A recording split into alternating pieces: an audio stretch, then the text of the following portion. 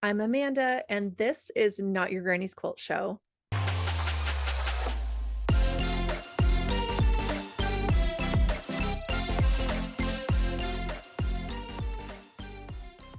Hello, everybody. Welcome to today's show. I am so excited that you're here because guess what? I have an amazing guest today, Lorraine Woodruff-Long. She is a fantastic quilter. She does so many things. You probably know her as Quilting in the Fog. She is a San Francisco Bay Area quilter, and just is incredible. I got intrigued by her work because she puts a lot of text on quilts, um, craftivism, activism. She takes like sayings off of signs from protest marches and things, and puts them on quilts. And so she has a series of abortion rights quilts. She has some kind of gun violence quilts that have been all over the place. She's had her work shown in so many places, and we kind of touch on that and talk about it in the show so that you can get some ideas of how to reach out if you have work that you really want to share and show, and are kind of in that boat looking for that. But she has an incredible story. She's been all over the place. And I do want to give you a little bit of a trigger warning. If you're sensitive to hearing about domestic violence, then there is some mention of it kind of towards the middle. It's very brief and we move off of the topic quickly. So just wanted to throw that out there for you. And otherwise, we just talk so much about Lorraine's quilting experience, how she really got the push to start during the pandemic, like a lot of us, but just really how she honed in on what's important to her and the focus of her quilting. Um, and yeah, we just had such a great time chatting. So I hope you enjoy this episode and let's get into it. Hi, Lorraine. How are you? Great. How are you doing? I'm so good. I'm so excited we're actually getting to talk because I was telling you, like, I felt like I was chasing you around at QuiltCon and I could not get you. Like, every time I turned around, I'm like, oh, there she is. I was like, I'm gonna go find her. And then I turned back around and you were gone. And I was like, she's a ghost. She's Oh, I an was so busy apparition. shopping. No. Yeah. Yeah. Oh, I'm so disappointed I didn't get to see you in person. But yeah, it's so fun about going to QuiltCon because then you get to the thing I've really enjoyed about Instagram, and I've, debated whether to get off it, but mostly it's just like I've made all these amazing quilt connections and quilt friends Hmm. who I know from all over the world. And it's been so wonderful to then go to QuiltCon and then you get to meet in person. It's the best part of the internet, I have to say. Yes, I Social know. media. Yeah. Yeah, I totally agree. And I wouldn't have the platform I have. I wouldn't have the show really if I didn't Yeah. have, Instagram and the connections I've made and just so many cool friends and people, and the inspiration that's there too is just so cool. So Oh yeah. yeah, it's fun that we can do this and get connected and talk. So Yes. it's great to have you on the show. Well, just like every other guest that gets to be on the hot seat on the other side for me, I'm gonna ask you how you got even started in quilting in the first place. Yeah. Well, I grew up sewing. I didn't have any quilters in my family, but my mom was an avid sewist. And back when I was growing up, it was much cheaper to make clothing, sew your own clothing than buy things. And I was not a very enthusiastic sewist. And she told me in Mm. high school, well, I'll buy you all the cloth and patterns you want if you want to make your clothing. So that was an inspiration. And I looking back, I realized I didn't make a lot of my own clothing. And my mom made all of our clothing up until I was probably in middle school. Oh And wow. so, anyway, that got me going. So I felt very comfortable sewing and felt like I could make most things, although I wasn't really great at the details or finishing and things. But, fast forward, many years later, I think we bought our house when I was doing, curtains and stuff, but I Mhm. had kids. And when my kids were little in our preschool and in our elementary, I saw these other women that were doing quilts for fundraising things. And I always thought it looked so hard. Like I just couldn't imagine, how difficult it must be. I did take a class, like a couple month free class or something at our local city college and learned some really basic blocks. And that's where I realized this isn't really that hard. But Mm, that was around the time that, blogs and the internet were coming up and Tumblr and Flickr and mm, stuff. And so I started really just diving into seeing what other people were doing and, kind of learning from tutorials and books and things how to make things. The biggest thing was in 2006, at the DeYoung Museum in San Francisco, part of our fine arts museums, the quilts of Gee's Bend came. And that just mm, rocked my world. And I just thought, like, this, I love what they're doing. I really like abstract and contemporary and modern art, but it just felt like this is what I want to be doing. And so that got me really excited. And so I started really playing around with like my family's clothing and just making things, but also started really diving in and doing, quilts for kids for the school auctions and things. And so for many years, most of what I did was, making quilts for the fundraisers. And I did a thing for a lot of years where it's like, okay, bid on this and I'll make a pillow portrait of your pet, so I was doing mm, pet portraits and stuff. But where I started getting a lot more serious, so my kids, I was always working full time. I had a pretty demanding nonprofit full-time director job. And, as my kids were getting to be in middle school and didn't need me to drive them around, in San Francisco, you can take public transit. When they didn't need me to be driving them around so much, I started really making a point on the weekends of just like I'd spent all weekend long sewing. And mm, that's when I got a lot, started doing a lot more experimenting and having more fun. And my fantasy would be like, oh gosh, wish I could just do this full time. And that mm, happened in the pandemic when mhm. I lost my job Oh, almost exactly 5 years ago. And I was, director of development of a major institution in San Francisco, but I was mostly focusing on events and it didn't make sense. I would have laid me off too. Did think, okay, well, for a few months, I was thinking it was only going to be a couple months. For a few months, sure. I can just sit it down in my garage because that's where I sew and just sew, sew, sew, sew, sew. So I started really, I think, like the Beatles or Malcolm Gladwell talks about the 10,000 hours you have to do to be. I feel like this is the last 5 years have been my 10,000 hours. And so I did eventually start doing nonprofit consulting. So, Okay.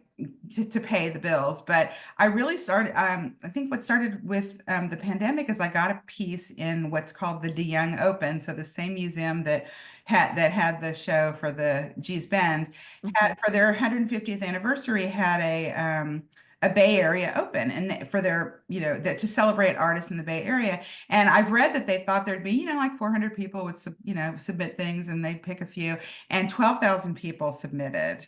And Holy they picked smokes. like 700 pieces and they picked one of my quilts.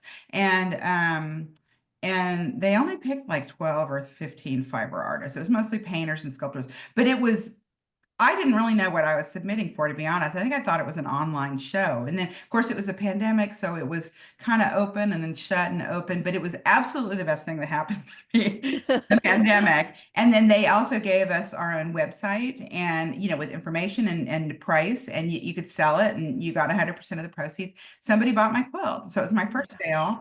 And I used that to purchase a very old long arm, that got shipped across the country and really just got, started putting in my 10,000 hours. So that's the beginning, but a whole lot of stuff happened after that. But that's Yeah. what got me going. Wow, that's incredible. And how like it's just been so interesting hearing from people who have such a huge impact, at least from my perspective, in the quilting space, especially with social media and like our work is so visible. You're one of them, Oh, obviously. really? Oh, thanks. And just like, yep, I just picked it up during the pandemic because I just needed something to do. And it was just like that, like I feel like we just as a whole species like entered a completely different timeline. Like that was just like we hopped in a different timeline and now we're here. And like, because so many of us are on a completely different trajectory than we were before the pandemic started.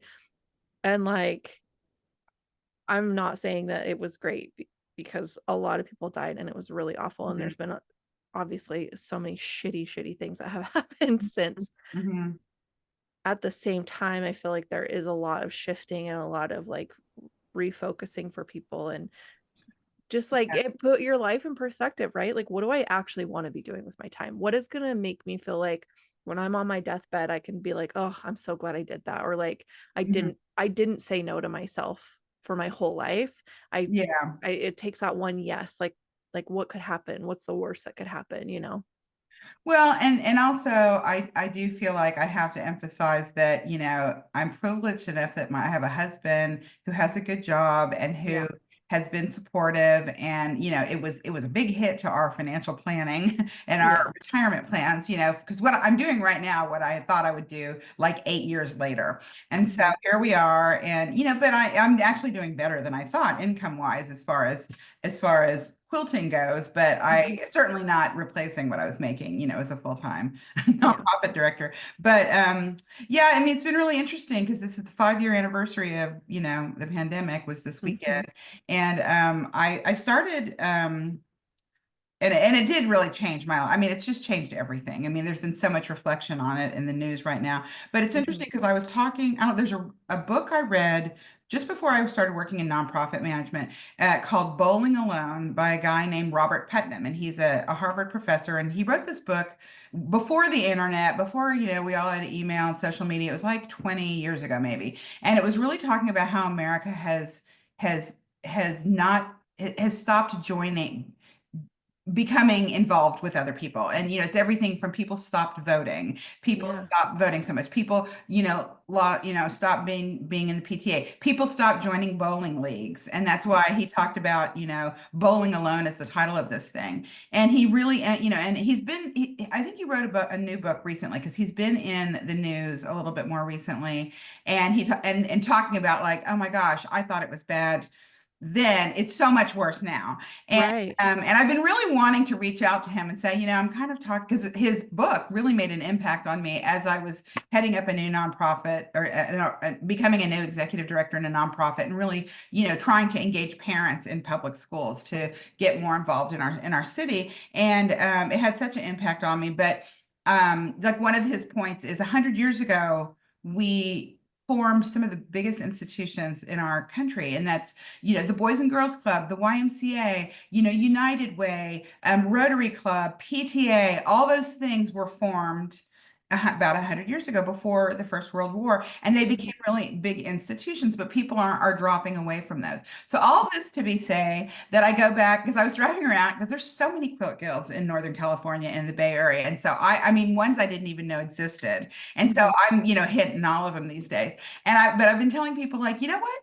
If you're a quilter, first of all, you never have to be lonely, at least here in the Bay Area. There's a place to go virtually or in person, Hmm. or you start up your own group. Like I'm in a big San Francisco quilt guild, but I've been with a smaller group within that for about 10 years. And then my friend Claudia Shearer and I started up a new group from within that to do challenge quilts. And you can form your own group, and Yeah. you're part of those kinds of things too. But just Hmm. that you don't have to be lonely if you're a quilter, is I guess No. my summary to this. But I also, I was at a quilt guild and I said, hey, it's International Quilt Day. Applaud yourselves because you're here, you're part of a community, you're part of a group, you're doing things together. Like this makes America healthier. It makes you healthier. Hmm. And I don't know, that started my pitch for join a quilt guild Yeah. and pick up Yeah. quilting because you too can become, Yeah. you too can meet other people and you don't need to be lonely. You can. Yeah. Yeah. It's interesting because that book actually got mentioned in a another podcast I listened to, and they were talking about like just the phenomena of like we don't like know our neighbors anymore. We don't know each other anymore as a community. And so it can Mhm. be really it was more the talk was more focused on like, the kind of anxiety and depression Mhm. epidemic of in teens, Mhm. and it points to, social overexposure to social media at too Yeah. young of an age. Like what are you doing, what's going on during like your pre-puberty and puberty, time frame. and Yeah. and Yeah. but that what that book was brought up, like, yeah, we just stopped engaging in our community. And I think right now it seems like there's a big push to go back to that, like at least Mhm. from I I mean, I don't really know what it looks like outside of the bubble I've kind of created around myself to protect my mental health mostly, but Yeah. also like I'm not going to engage with probably people who think so differently from me because it's hard. It's hard to Mhm. have those conversations. It's hard to Been hard. Yeah, that has to been very hard. Like, what do you do? Like, yeah, on one hand, like I'm living in the Bay Area. It's definitely a blue bubble. I don't worry about particularly like my political messaging. mhm, I can throw a rock and anybody's going to pretty much agree with me. yeah, But I grew up in Texas. mhm, I have conservative family members, mhm, and it's a thing to manage. yeah, yeah. It's just it takes a lot of energy, and I feel like people are closing off because of that, Yeah. and you just never know because it's like you might agree on something, and then all of a sudden the whole energy can shift because somebody says one phrase or one Mm, word in a yeah. sentence, and you're like, oh, Oh, that's what you think. oops. Oh, we're not on the same page. Okay. Like, and it just shifts everything, right? So I Yeah. think that there's definitely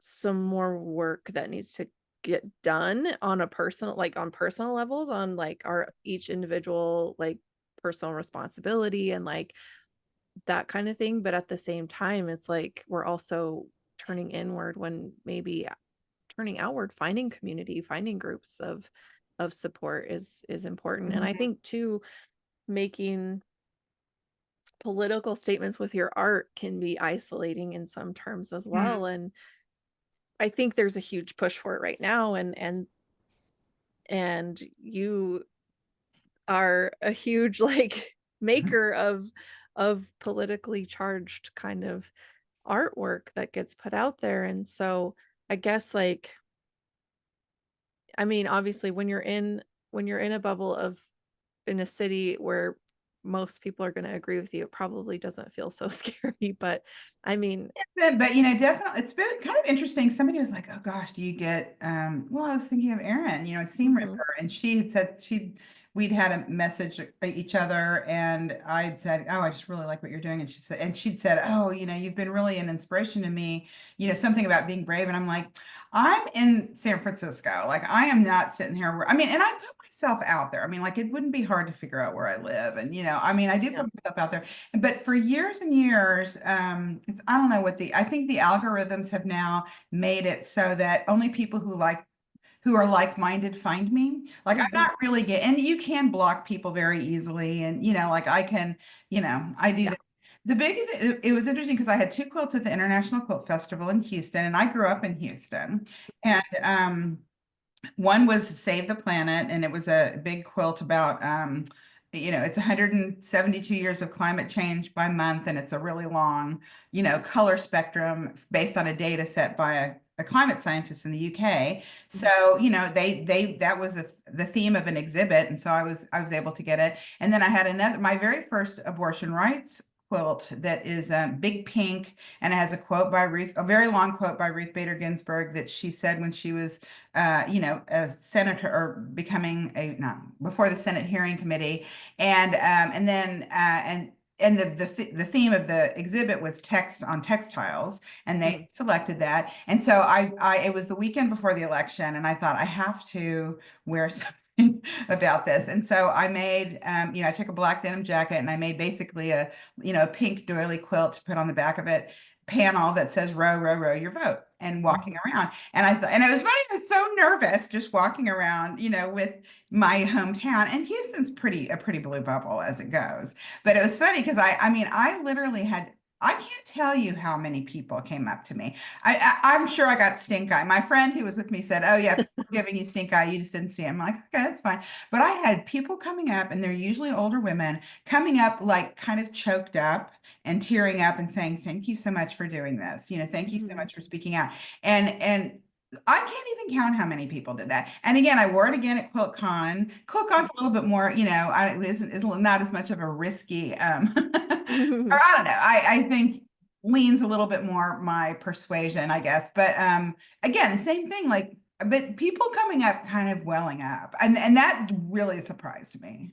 So yeah, it was all this to be said, like I was nervous, but I feel like there's more people who feel that way. Same thing when I had my, the number of holes quilt that was at the QuiltCon. I was, the quilt says the number of holes in this quilt are the number that can be shot by an assault rifle in the time it takes to read this. And it has 42 holes like embroidered in it and cut out as holes. And I fact checked it, but I saw this from a sign, a protest march sign from March for Our Lives. And so I couldn't believe of all the quilts I submitted to quilt, I submitted like 6 quilts to QuiltCon, and that was the one they chose. So that, and it was quite, there's a lot about gun violence that particular year, but it was Mhm. really interesting because it was in applique and you came right in, and it was one of the first things you'd see if you went around to the left. And I was just kind of standing there saying, like, I'm dying to see people's reactions to this. I have no idea. And first of all, I mean, again, a lot of people just kind of holding themselves, and people, kind of like, oh my gosh, oh my God. Because it's a very, I mean, it's a very poignant you don't know what you're looking at when you see it. And that's what a lot of mine are. Like, I don't like, you're kind of like, what am I looking at? It's a quilt, but why is this on it? And I think Mhm. that's the prize of the message on a quilt, which you think of as comforting. And that particular quilt's made out of my family's clothing. And so you can see the denim, it's black denim, and you can see the patches, and, Mhm. and there it is. But, um, I guess, it's just been interesting. I've been pleased with the reactions Yeah. That's and incredible. And surprised by the support. yeah. Yeah. I think that's like to one of the things that can be kind of tricky is when you're dipping your toes into a subject where it's like historically been polarizing and Mm, creates kind of a rift with people, but then feeling support from that instead of that divisive kind of mhm, feeling that maybe you were expecting in the first place or whatever. Like, I think that's kind of been also, at least just in my chats with Erin, because I'm, collaborate with her and doing the long arming for her mass mhm, shooting quilts. But she's gotten a ton of crappy mhm. feedback. And so she's definitely been more careful about, what she engages with and blocking people if she needs to, whatever. But it did take her out of the game for a little while just because Yeah. it was getting kind of ugly. But now that things have kind of shifted, when she's posted the first finished panel that we got done, it's been a ton of positivity, like people saying, Mhm, thank you, please do more. Like, mhm. you know, this is so shitty, but thank you for showing up and putting this on into fabric in a visual way. Yeah. Cause people are shocked that like this huge ass quilt is only 4 months of, I of mean, it blows my mind every time I see it. I think, like, why am I not reading about this? And then, like, how do I not know this? So Mhm. it's yeah, no, it's great. I'm really glad she's getting, and I see her being really taking a stand in a big way. Mhm. And I'm Yeah. really proud of her because that's not easy to do. But you know what? Mhm. Most of America agrees with her and us. Yeah. I mean, I'm not saying ban all guns, but I No. don't see why people need assault rifles. And I think people, Mhm. I think, America overwhelmingly supports background checks and things. Yeah. We're not saying anything that most Americans don't want. Right.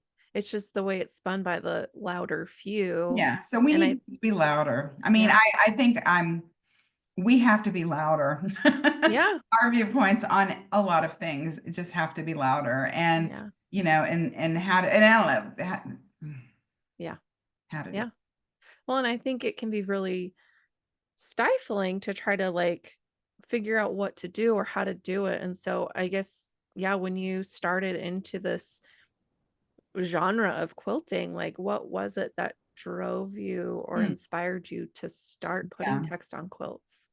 That's a great question. So, what did start me, it was this 2017. And my daughter was a senior in high school, and there was the Women's March. And she Mm. said, I'm going to make signs, and I want you and Dad to go down with me. And I've definitely done protest marches, and I mean, one of the reasons I live in San Francisco. And so we'd been, Yeah. and it was pouring rain that day. And we went, and it was like one of the most wonderful experiences I'd ever had. First of all, because I was this after that first election, I was feeling very um sad, Yeah. and so just seeing that there are other people who are like-minded. But one of the things about it that I loved was that such amazing signs. I mean, I was sitting there snapping all these pictures of these amazing, funny, clever, poignant, protest signs. So that kind of got me going on. I was kind of collecting phrases from these marches and then seeing online other, some of the best signs from other marches. And so I kind of started collecting phrases. I've also always been really fascinated by text on art.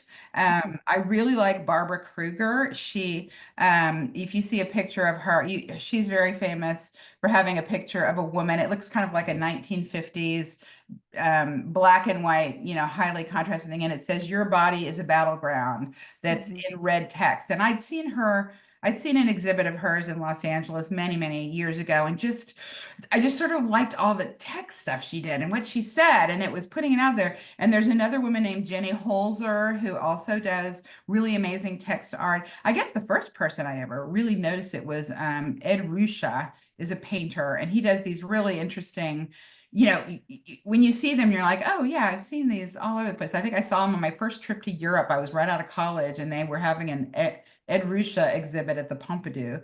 And so I'd always really liked text in art. So collecting all these phrases, and then didn't really know what to do for a long time. So I ended up taking my family's jeans and making a Mhm. bunch of like American, stylized American flags out of denim, and just putting, and I call it American Patriot, words matter, but it's all these phrases that I saw, and it's everything from like, I am an American, and Black Lives Matter, and science is real, and Mhm. climate's not a liberal conspiracy. And so I think there's probably 18 or 22 flags with phrases. And I don't know what I was doing with it. I just kind of cut out letters and started putting it on there. Weighed a ton. It's the same thing. And I did quilt it. And so I just had it there for a long time. And then I mean, eventually somebody purchased it for her collection. And Mm. so that was nice. But then when I also fast forward a few years later, my daughter moved across the country to do Teach for America, and to get her dog there, we had to drive her dog. So a friend of mine who's also a quilter and I drove out 80 and stopped at every antique mall along the way. And we got to go to the International Quilt Museum, and there was this amazing exhibit by a woman named Amy Messner, and she was using doilies, and I thought we all have doilies. And so I Mhm. went out, we went to the most amazing antique mall outside of Lincoln called Aardvark Antiques or something. And it's huge, and it's filled with, of course, all along the Midwest, there's, antique things with these discarded quilt tops and stuff. But Mhm. boy, doilies, there'll be bins of doilies, and and it's almost, you almost buy them, pennies by the pound. It's just Mhm. crazy. And it made me really it made me really sad seeing the work of these women, and it was just kind of discarded. And I just kind of got a little bit, obsessed and started buying doilies. And I Mhm. had a really big, heavy box of doilies by the end of this trip. I had to mail it home because I couldn't, fit it in my suitcase. But I didn't know what I was doing with them. But I thought I need to figure out some way to do it. So fast forward again, a couple of years, I have my big bins of doilies. Mhm. And I'm from Texas.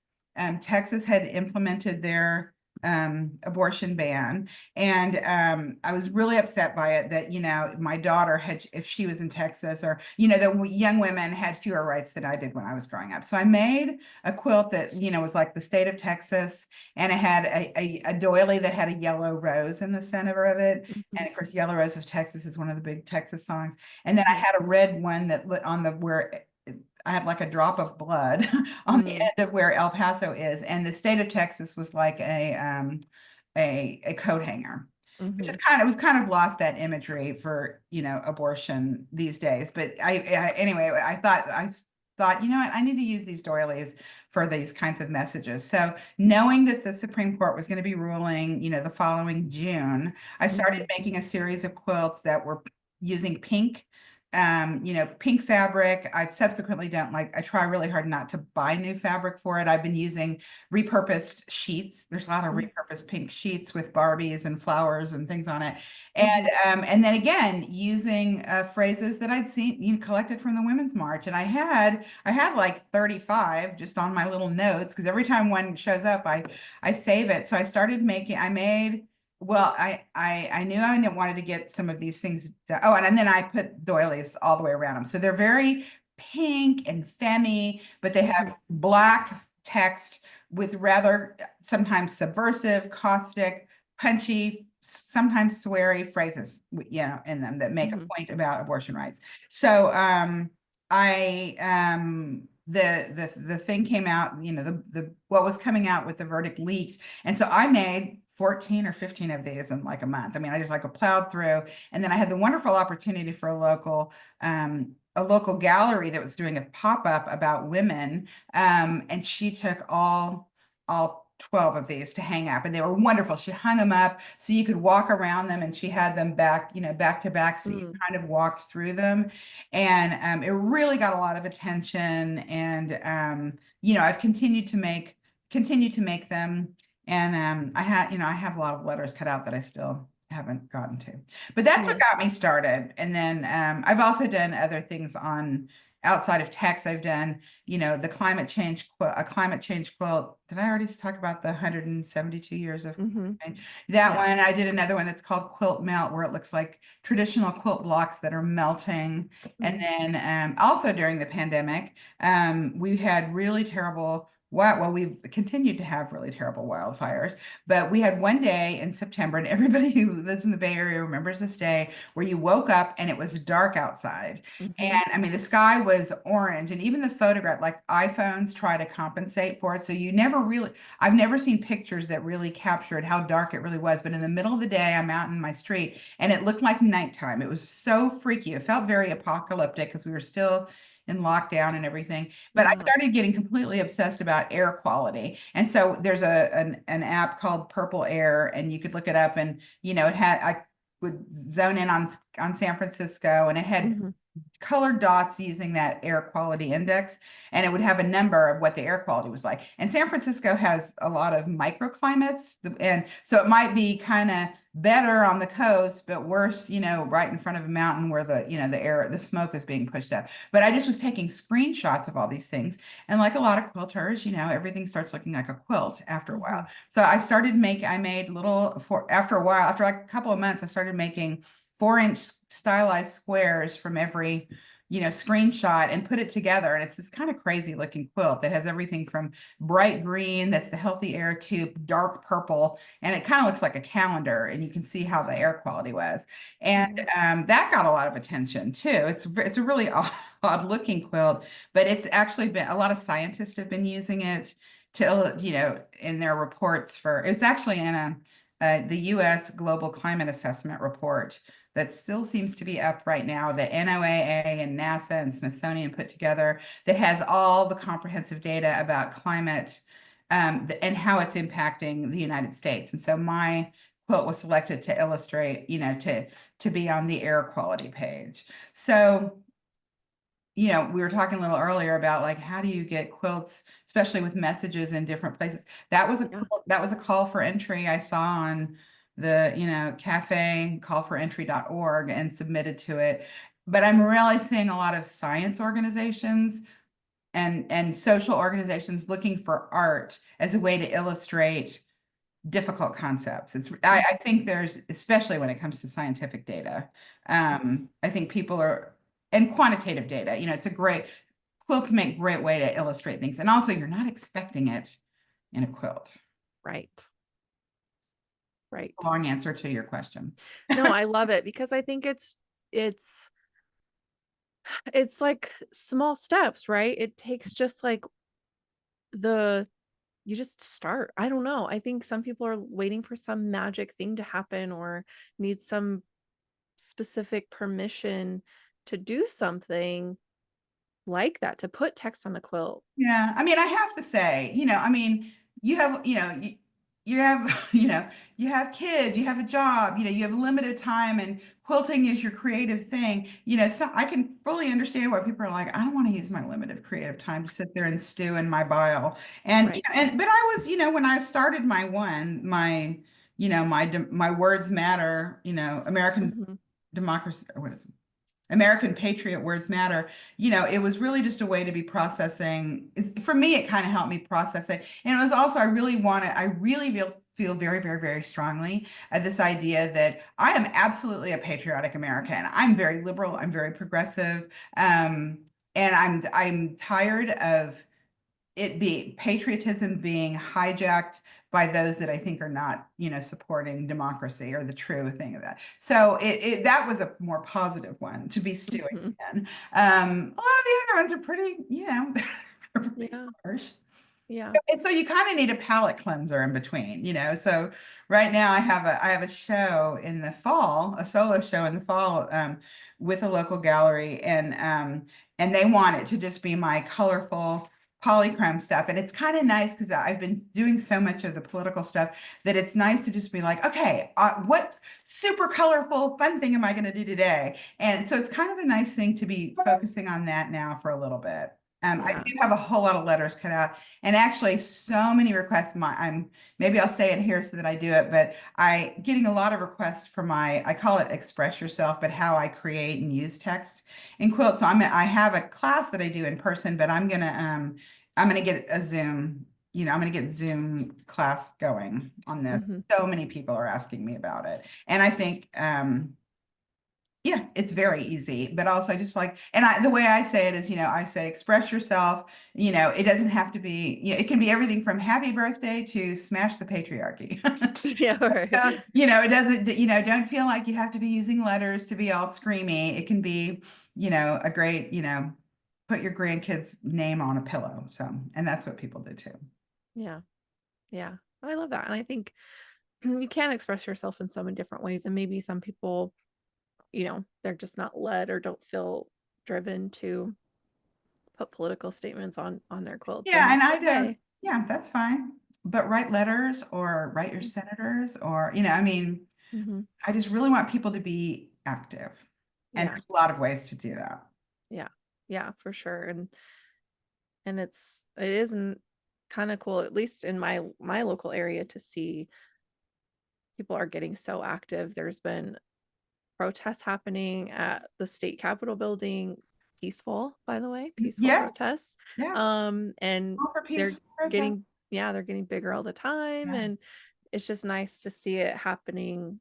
But at the same time, it's like I know that not everybody is in a space where that feels like Hmm. comfortable to go down and be physically present at Hmm. those kinds of things. And so yeah, it's like how do you use your voice otherwise? And calling and writing letters, and those are ways you can do it too, but it's just interesting. Exercise your rights. Yeah. Yeah. I think that's kind of going back to that bowling alone concept of like, I think people have removed themselves because it feels like, and we're seeing it happen in real time, but like we're told, you know, call your representatives, you know, call up your people, tell them what you think, blah, blah, blah. And it kind of feels like it doesn't mean anything. I mean, it depends But on it does. who's, But it does. it And does. you know that you did something. Right. And if everybody who did it and it didn't feel like that did anything, did it, they'd realize it did. And Yeah. it is having an impact. Yeah. And one of the reasons I did that words, American Patriot Words Matter quilt was because right out of college, I joined the Peace Corps, and I Mm. was in Kenya, and it had a huge impact on how I view the world. I mean, like I remember coming out of that and thinking like, I'm not really sure how I looked at the world before, but it Hmm. was a lot of different things. One of which was certainly political and your rights as a voter. You can vote, so do it. Hmm. We have freedom of speech, use it. Hmm. Freedom of the press. I mean, it's sort of interesting because there's some really scary things, more than scary, horrific things happening with all of these right now. And I wrote this big post about it and did this quilt before things that are happening today. But basically, I just took very seriously, that like when we were there, they had an election and we were in training in Peace Corps. And so they hadn't had an election in a long time. They were really worried about political violence. So they literally had to take us out of our training site and we had to go like hide. They had to go Mm. hide us in a place where they didn't think anybody would find foreigners because they were worried about there being a coup. And it just had and there wasn't a coup and the election went off okay. But subsequently in Kenya, there's been really a lot of violence around, their elections. But it just Yeah. made me, I'm thinking like, we don't, up until recently, that was unheard of, Right. And so it had a huge impact on me. And then things like, you had to have you had to have a picture of the president in every public space. So every classroom, every church, every Mhm. community building had a picture of the president. And if you didn't, you'd get arrested. And there's only one party. Like you absolutely could not. I could criticize my president in Kenya, but you absolutely could not criticize the president or any of the thing or the government because you could be arrested and you weren't you didn't have diplomatic immunity as a Peace Corps volunteer. So you had to be careful and they couldn't protect you. And then just don't, I can go on for hours on what it was like being a woman. And I worked with women, what it's like being a woman in Kenya, a Mhm. Kenyan woman, because I completely, as a white colonial, Right. colonialist woman, could move through Kenya pretty freely, but Mhm. with some exceptions. But basically, just I worked with women in women's income generation projects. I had a business major, and I worked with these women who had a co-op, and they dyed fabric and made garments, and so I helped them market those to the areas of like the tourist areas to sell, for them to raise money for their families. And so, women, they not only were doing all the farming, they were also doing the, raising the children. They did everything. And also were primarily responsible for school fees for their kids. So these women were using that money for school fees, but women had no bodily autonomy. I was in a place, I lived on a compound at one point, and I could hear a woman being beaten by her husband, and it was at nighttime, and you could hear him pummeling her and her screaming. And I was afraid to do anything. There's no cell phone. I didn't have, before cell phones and internet. Yeah. I couldn't go call anybody. I was just, I was very afraid that if I went to help her, I would be, hurt. And then the next day you see her, walking around and cooking on her stove and stuff, and was just completely, you know, puffed up and bloody. And there was no hope for her, for her. Mhm. And Yeah.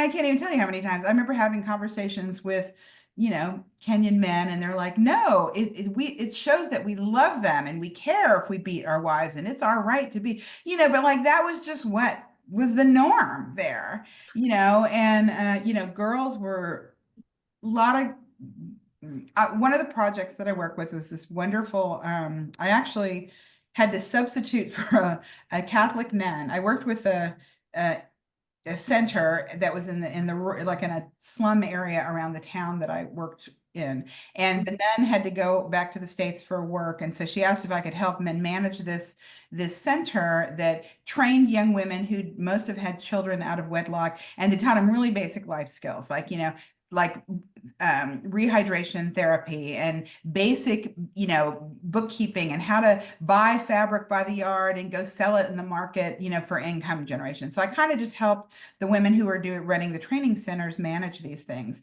And so what was interesting is like these girls, a lot of them had their children through rape.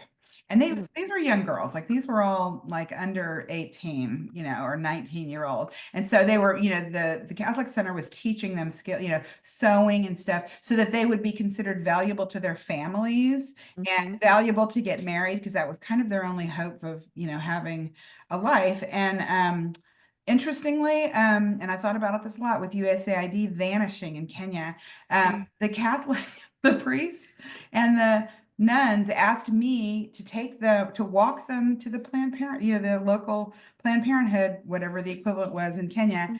to get IUDs, because they wouldn't give them to them. But if I walked in there, they would give it to them. So, I won't say what diocese it was, but anyway, the Catholic, mission was asking me, can you go help them get what they needed?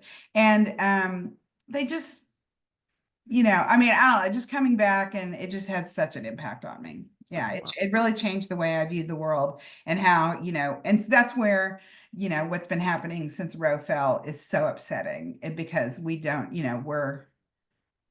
I was all proud of what American women had in those days. And now, women are Yeah. dying in the parking lot, bleeding in Right. the parking Yeah. lot. Okay. There's, Yeah.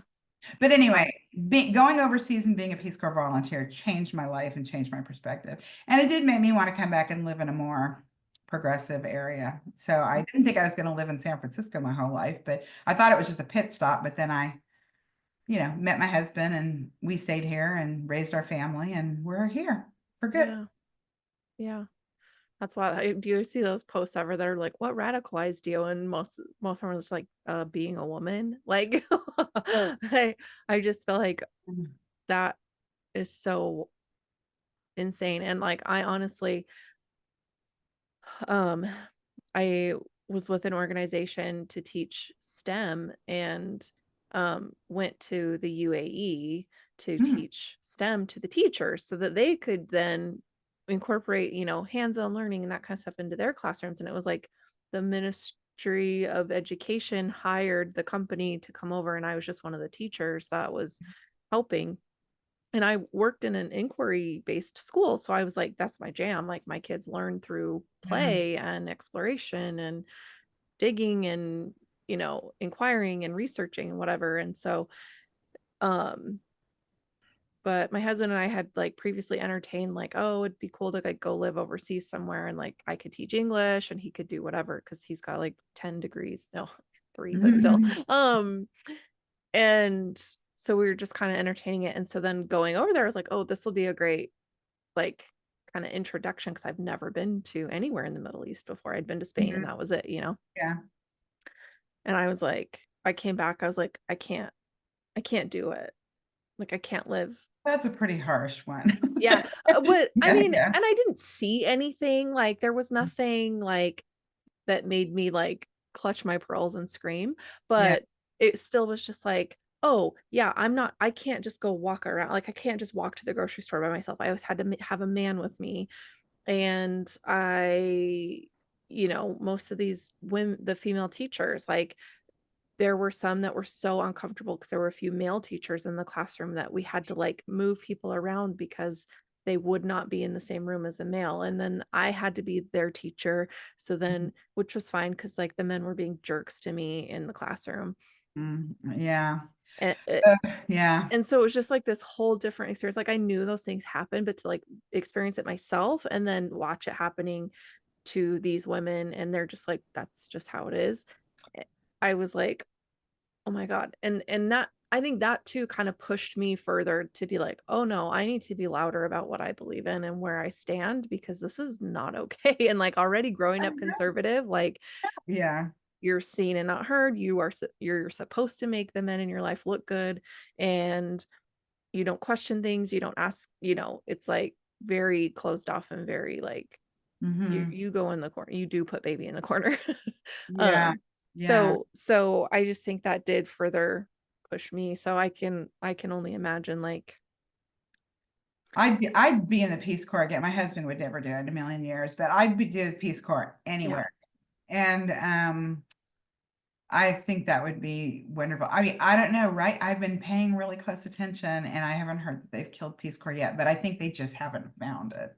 yeah, It's the cheapest, international program they run. I mean, USAID was nothing, but Peace Corps really is. And so I'm really curious what's going to happen. But USAID funded a lot of Peace Corps projects, and now it's like your hmm, Peace Corps project just dried up. What do you do? right, But yeah, I mean, I had a friend who was in Morocco and had a very different, it's interesting what a different experience.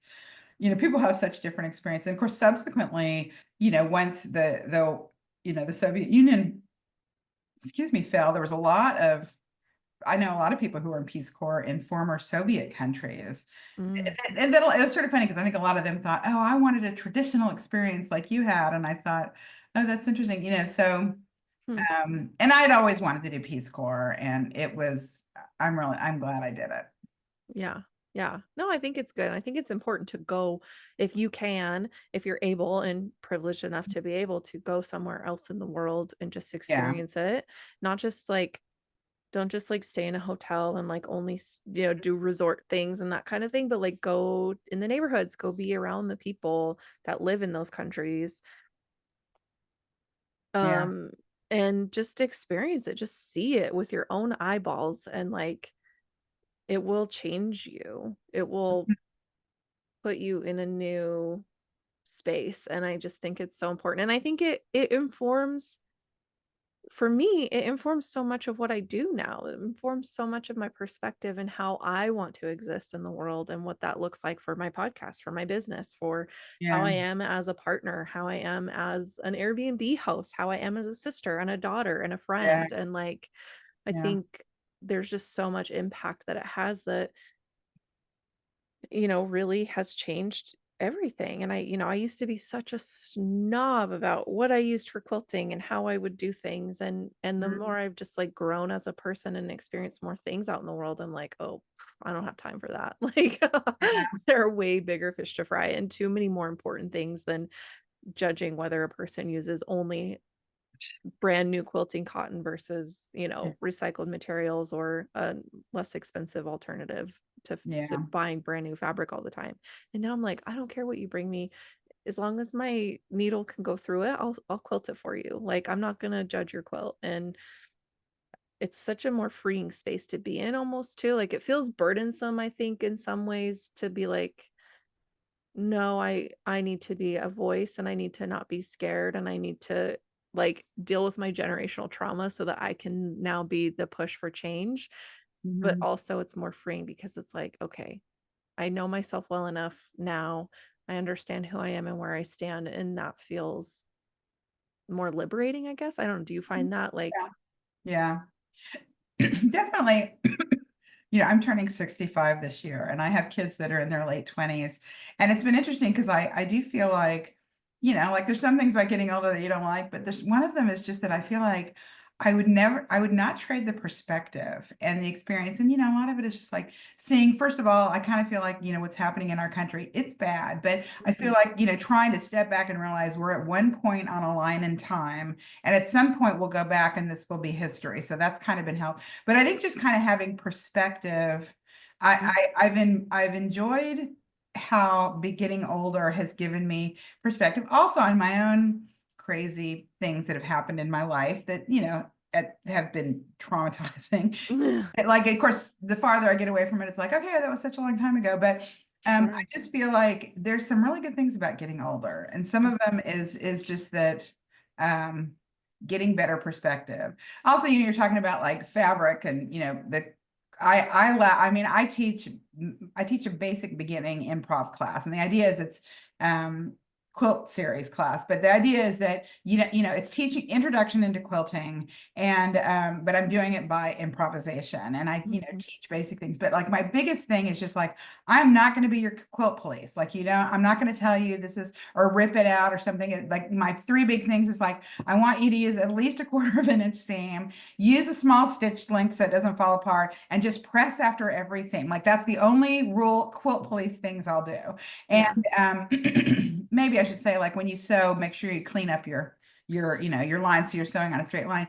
Yeah. But it's been so funny because so many people are like, okay, I'm doing this. What should I do next? Or what's the right thing to do? And when it comes to a design or even fabrics and stuff, because I really try to encourage people to use, like what's behind me right now is all shirts, my husband's Yeah. shirts. And and we have some great recycling and repurposed fabric centers, so you can get a lot without having to buy new. And I still buy new too as well. Sure. But especially with the volume, I'm trying really hard to do more, things that are repurposed. But anyway, just Mhm. that you don't have do you. Yeah. Right. Mhm. Yeah. Yeah, I'm with you. I think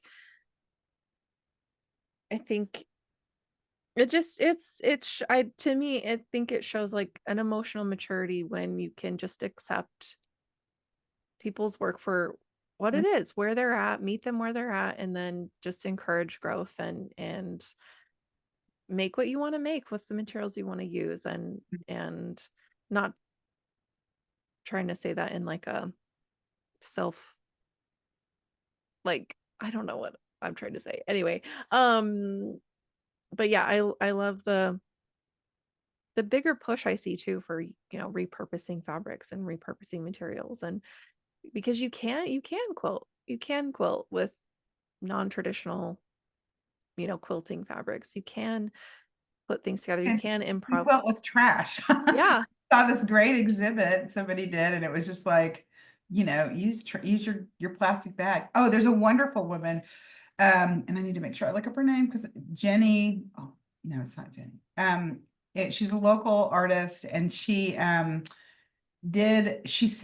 was collecting masks and the Mm, gloves and stuff during the pandemic, but she'd like see them on the street, whatever, go home and wash them, of course, and then she made these beautiful traditional quilts out of them. And she wow. was the featured artist in the East Bay Heritage Quilters Guild, that their show, I think it was last year, and and she does really interesting things, but I feel like it's funny because some people get really wigged out that it's, what it is. And it's like she's Hmm. washing them. It's not, Right. but, She's not just. but she did really interesting things. But you look at it and they're also interesting because they're like black and that bright blue, the mask, Mhm. and black that are bright blue, gloves and everything. But she cut them up into, very beautiful, traditional quilt patterns that are, it's even cooler that you see what she's done. So I just feel like, Yeah. and she actually was in the DeYoung Open most recently as well. She had one of her quilts was in the exhibit. So Oh, I was wow. really excited. Wow. That's so interesting and so cool. And I think it is inspiring because I think it's hard when you see so many quilters only using brand new fabrics. And so Yeah. kind of pushing people toward like I'm enjoying pushing people towards like, no, no, but look at this person's work. Like you would never know Mhm. that this is all repurposed clothing, or you would never know Yeah. that this is all upcycled and just like or pulled from a thrift store. Oh, I love thrift stores. Yeah, I mean, now my husband has, a lot of it, for most of what I started doing, it was with his shirts. He's an Hmm. architect and he has really nice shirts. And of course, he has a lot of nice shirts that he's outgrown over the years. And so it's all started because I think in 2018, I said, okay, my New Year's resolution is I'm not going to buy any more fabric. We have this New Year's resolution Sure. every year, Yeah, right? yeah. And then, and so we were cleaning out our closets or something, and he pulled out like 24 shirts that he says like, look, these don't fit me, or I'm not wearing them, or they're worn out. And because he does wear shirts out. And Hmm. I look at him and I'm like, oh my gosh, I'm going to take these and chop them up and I can still stick to my New Year's resolution. And so I made my first, and also I really like taking things that I'm not even, it's just, they were all his shirts. They weren't necessarily matched or color or whatever. And they all just work together anyway. But Hmm. they're blue and brown and green and, black and white and stuff. But I made my first big shirt quilt that I call shirt off his back, Hmm. and learned how to cut, things up. But then I still had a lot of his shirts. So I started making a series. I'm only 4 in so far, maybe 5. But actually I was going to make 10 quilts out of using each quilt would be out of 10 shirts. Mm. And so I had my first little stack of his shirts, and they were all black and white versions. And I had this little spectrum lays out, and he sees the little pile on the garage, and he's like, wait a minute, I gave you that shirt? And then, he pulls out 3 of the 10. And he's like, I didn't mean to give this to you. And I'm like, you just really messed up my concept. And so I pulled it out. I'm like, now I only have 7 shirts. And I thought, what, I'm just going to make it out of 7 shirts. I'm going to do 7 quilts out of 7 shirts. And so I did make it. And it still ended up being a very big quilt. But I Mhm. really like kind of having a challenge of, okay, just take a certain number, chop them up, find ways to, to use them. And so I've made 4 of them so far. And I want to make another, excuse me. Another 3 that just limit, the parameter being 7 shirts. But now every time I drive by the Salvation Army or, our Goodwill store, I always kind of stop and look in and see, like what's the 50% off rack. Right. And, and now I kind of have like a collection of like a whole lot of pink shirts, a whole lot of, or I made one quilt that's orange, and it's when you see each of these fabrics, you wouldn't think they all go together because they're all orange and they're all completely different, but it looks fantastic together. It's like one of my favorite quilts. And Yeah. but it's fun to just like, I don't get them all at once. I just kind of like, oh, I'm looking for pink. And every time I go in, I'm looking, I'll get another pink one. Yeah. I could probably be making quilts the rest of my life out of shirts because I have so many. So that's kind of my terrible addiction. But, so I've been teaching, I've taught a class last summer, I think, that was, how to cut up your quilt. It's it doesn't seem very difficult to me, but people don't know what to do. So I just, how to chop it up, how to use all these pieces, and how to do basic things like a disappearing 9 patch or something. Mhm. It's also such a great way for memory quilts. So Mhm. many people, have you will be using the clothes of a family member, and it doesn't really matter what it looks like. It's so memorable. And you can just do really simple things, even if it's just you know, patches, but Mhm. you can mix it up and do other stuff. Yeah. Yeah. That's But one. also the nice thing about men's shirting fabric is it's really high quality. Right. And so it's really nice fabric. It feels really good. There's some of the nicest, fabrics I feel like that I use. I love the way a nice men's shirt, feels. Yeah. Yeah. Yeah. That's one thing that from my business, like I've made a lot of memory quilts for people and working with different fabrics and things. I'm always so excited when somebody's like, "Oh, it's all my dad's or my grandpa's dress shirts." I'm like, "Oh, thank That's God." perfect. Like Yeah. that's a great time for me. Yeah. Because then yeah, they're like you said, they feel so great, they're high quality. There's tons of fabric to work with. Usually you can make lot of, a lot of quilt out of just a few shirts and Yeah, I know. I realize like even when I do 7, I often still have lots of pieces over. So I'll just kind of do this crazy piecing of something on the back so that I don't throw anything away. Because one of my goals is like I'm just trying so hard not to throw things away. I mean, as it is, I mean, you can feel good about going to Goodwill and Salvation Army because as it is, something like 85% of donated clothing still ends up in landfill. yeah. So I just feel like I'm saving landfill by going to Goodwill and everything. But there's a lot of good shirts out there. Mhm. Yeah, and I think too, like, I know some people are kinda like, "Oh, you're taking clothing away from people who would buy it," and it's like, not oh, my camera. Not if it's been sitting there for weeks and weeks, they're gonna just throw it away, you know? Well, 85% of it ends up in landfill. Mhm. Mhm. So Well, you're not, yeah, it's actually a myth I that you're know. taking it away from somebody. That's Yeah, very odd. There yeah. you are. I know it's an autofocus camera and I really Uh, hate it. So, anyway, if I move, it just is like, oh, I can't find you anymore. Yeah. But yeah, yeah, most stuff ends up in the landfill anyway. So if you're gonna go and repurpose something, you are helping. You're getting it out of there, and so I say go for it. And I think too, it's a little bit lower pressure that, people are always like, oh, I never use my good fabric. It just sits there because I'm too scared to cut into it. And it's like, yeah, Yeah. well, you just bought Jerry's shirt from 1987, cut into it. It's fine. Yeah. It had its wear, it had its use, and now it gets to be something new. And you didn't spend $100 buying this new fabric. You spent $3. And Yeah. It's pretty great because you can get great prices. yeah, You can make it for not much. yeah, yeah. And a So lot of my students in my classes, in my city college extension classes, I really mhm. encourage people not to just go buy a whole lot of fabric, but to do that. And they're bringing a lot of great shirts and cutting Yeah. up their own clothing, like I'm Yeah. not doing this anymore. And it's been really fun to see what people do. Or this one woman has her family's from Guam and her uncle passed away and she got all of his shirts and she made the coolest, just simple quilt out of all these amazing prints that are so, you can tell that it's absolutely this man. Yeah. It couldn't be anybody else's but this one uncle's. So Yeah.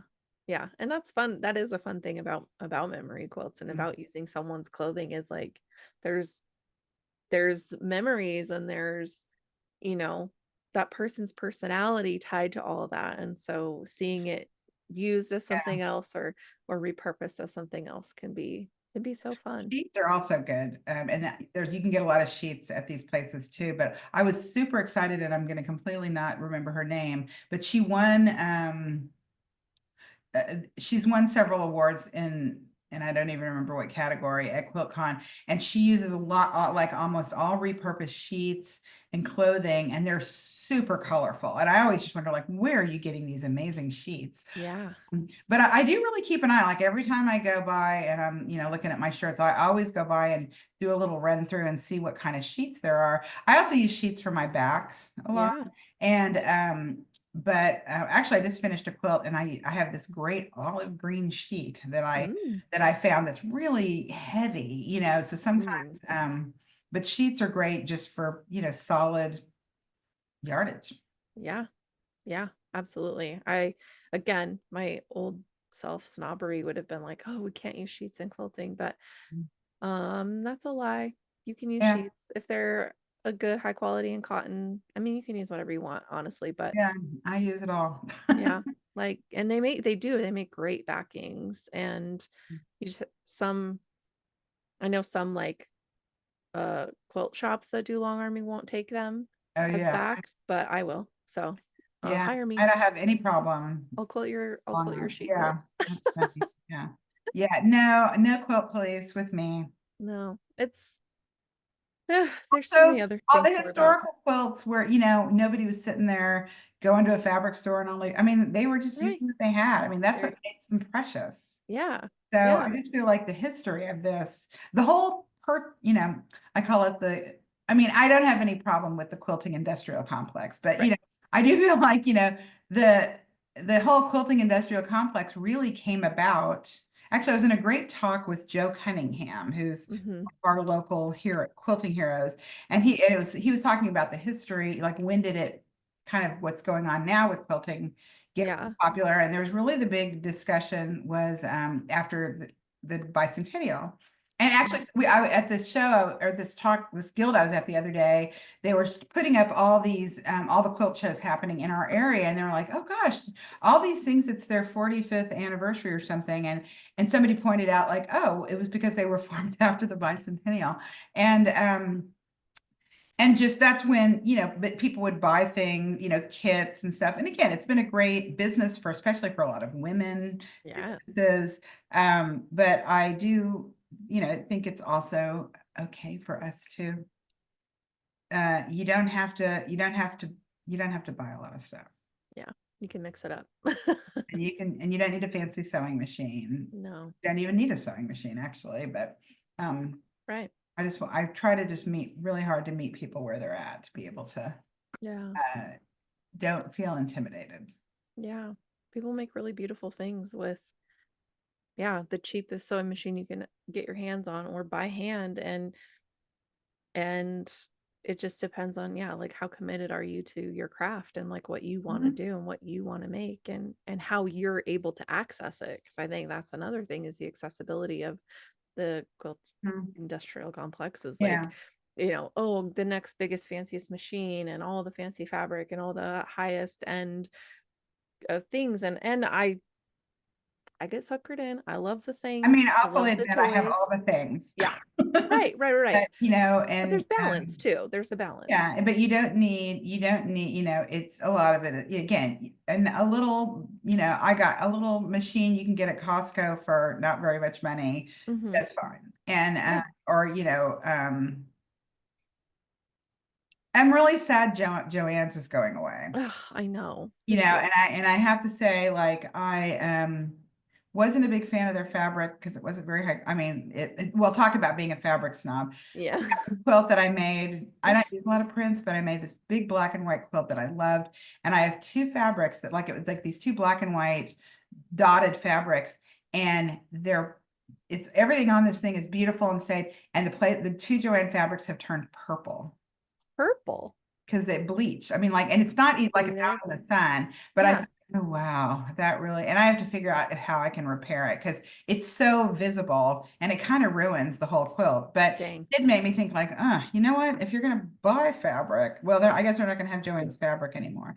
But I'm sad Right. that it went away. First of all, because we have our one of our big fabric stores that was like they're gone online, and Mm. the place that you could always go and get your konas and stuff closed just in the last 6 months, and it was just devastating because I Oh went my all gosh. the time.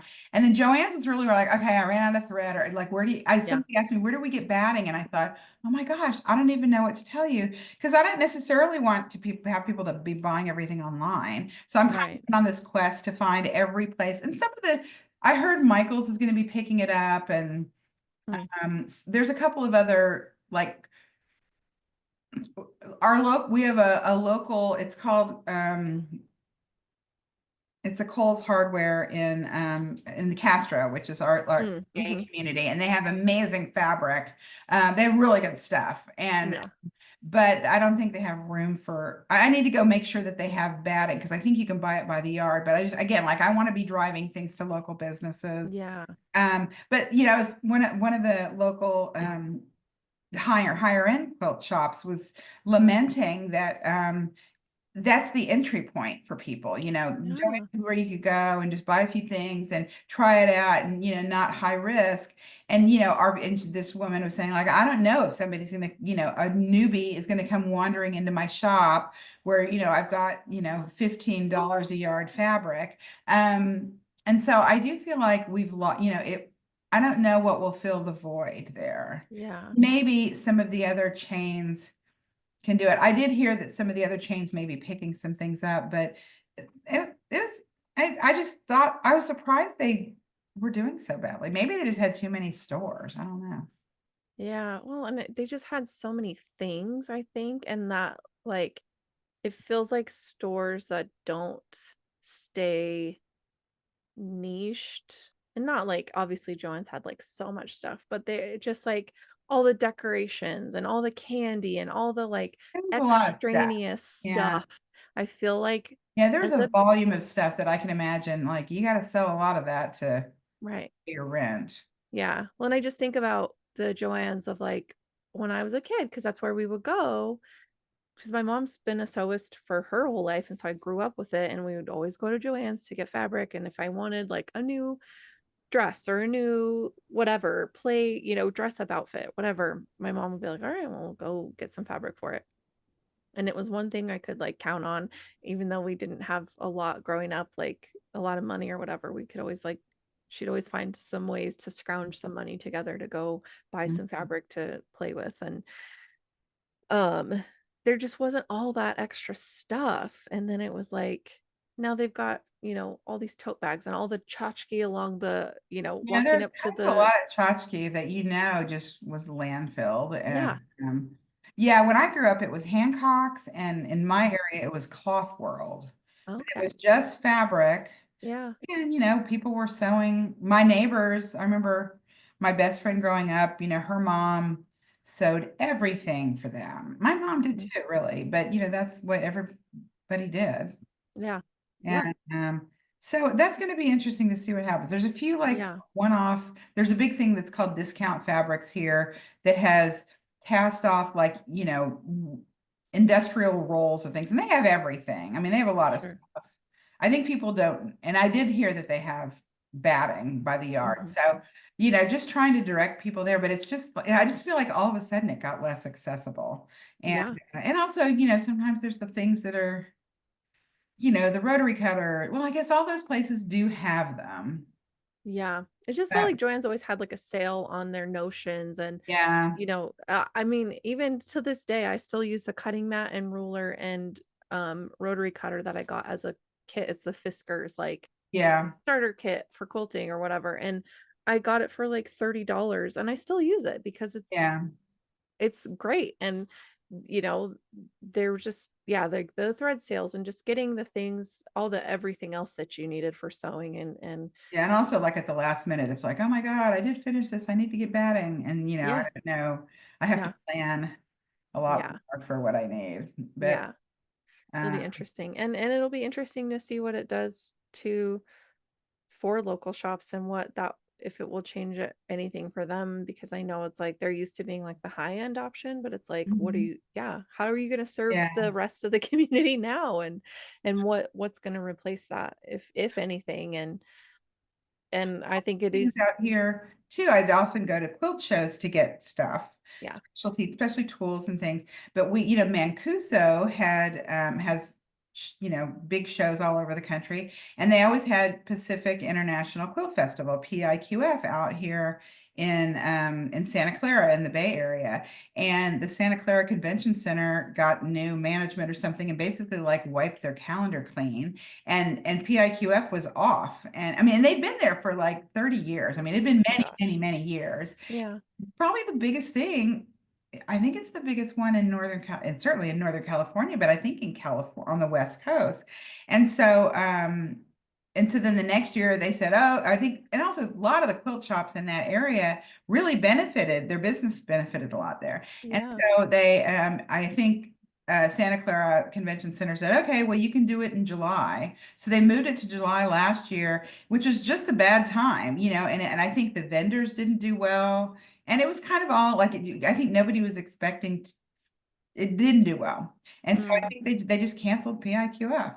And it made me really sad because I thought that was a really that was actually a very formative experience for me to be able to go and see lots of quilts from all over the world. And a yeah. lot of them are not things that, I mean, they're beautiful quilts. A lot of them are very traditional that aren't necessarily my thing, but it was great to see Right. quality, and you had a chance to get in a really great show. And I Hmm. don't know. I'd actually love to ask them if they're planning on doing one anywhere up here. 'Cause I think that they'd have, if they were in Sacramento or even San Francisco, they'd get a lot of people.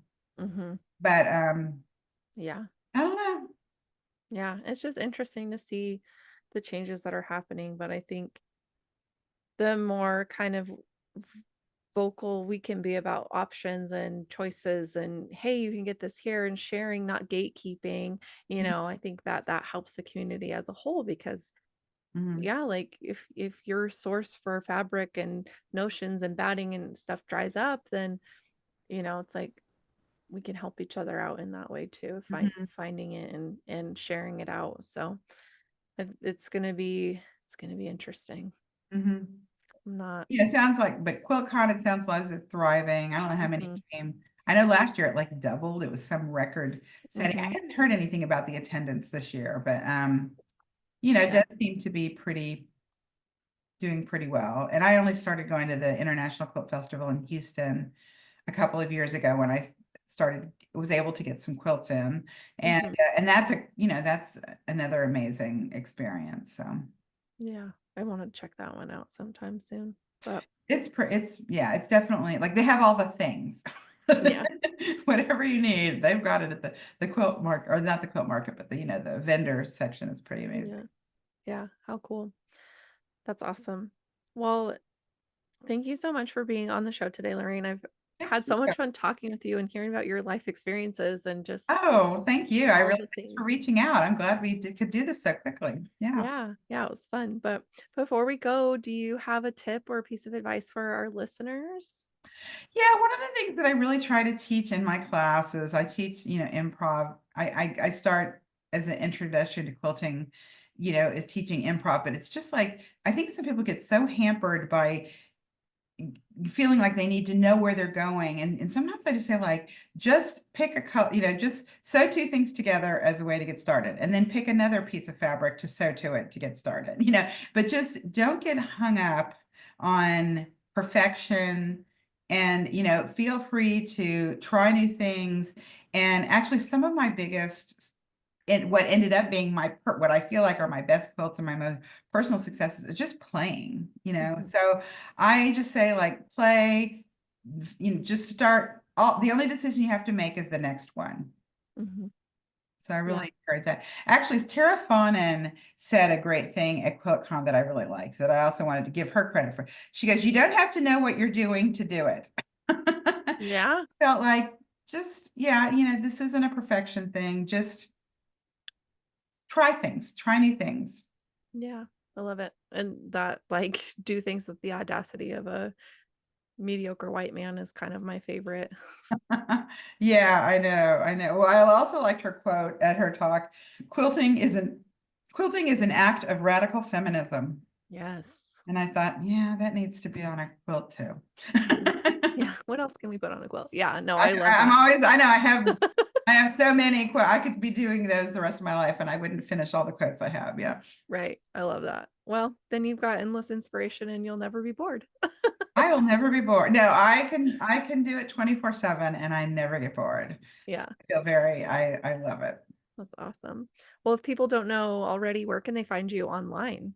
Yeah, so I am, most people actually probably know me not as Lorraine Woodruff-Long, but as Quilting in the Fog.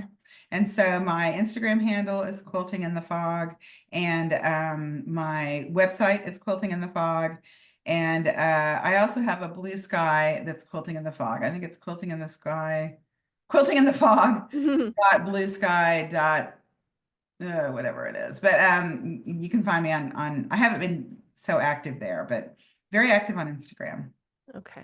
Awesome. Well, I'll put links in the show notes so people can get directly to your website. And Wonderful. this will obviously be shared on my Instagram page. And so, well, thank you again so much for being here. And Thank I'm you. so excited that we've made this connection and we can stay in touch.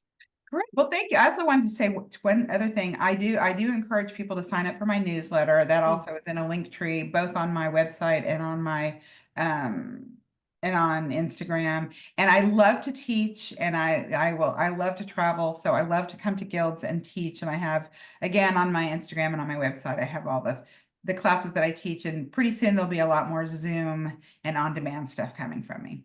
perfect. That's awesome and great to know. And so, yeah, if you're a guild runner or just want to have a workshop in your area, you can contact Lorraine and get her in your area. So, Yeah.